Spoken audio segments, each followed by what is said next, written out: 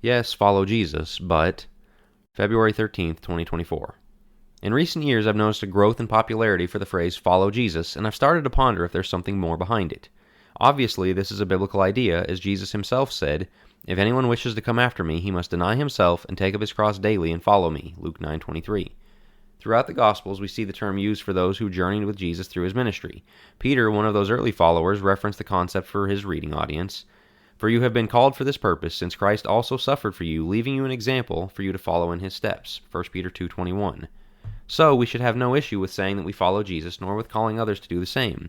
However, all terms have to be defined, and I believe the working definition for follow is a softening of Christ's demands upon us. Here's my theory. Follow has become the term of choice in our day because of its emphasis on personal agency. Following Christ in this manner of speaking is a matter of personal choice. In an era of my truth, the way follow is used acknowledges that everybody gets to choose their own way.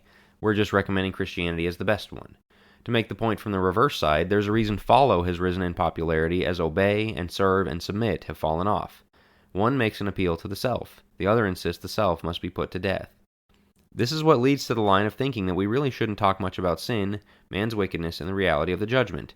When hell does have to come up, it's presented as a self-separation from God, rather than a punishment he inflicts. Declaring the gospel has become less about delineating the paths of life and death, and more about recommending one way as better than the others. This also results in the cultural compromises so many want to bring into the church. Follower of the way of Jesus in the social media bio frequently goes hand in hand with attempts to biblically justify pro-LGBT or pro-abortion stances. Submission demands we see the world as he sees it. The self-agency of this following gives one the room to decide what I think Jesus would want. Really, it's not far removed from the religion versus relationship debate.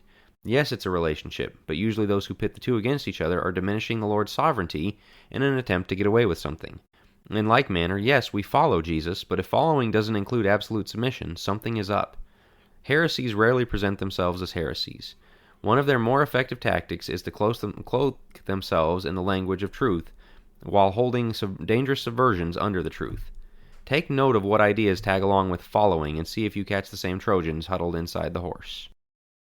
Thanks for listening. Go to jackwilkie.co to make sure you're a subscriber to the email list, and if you would like to support my work there, you can become a paid subscriber and get digital copies of a few of my books included as a token of my thanks.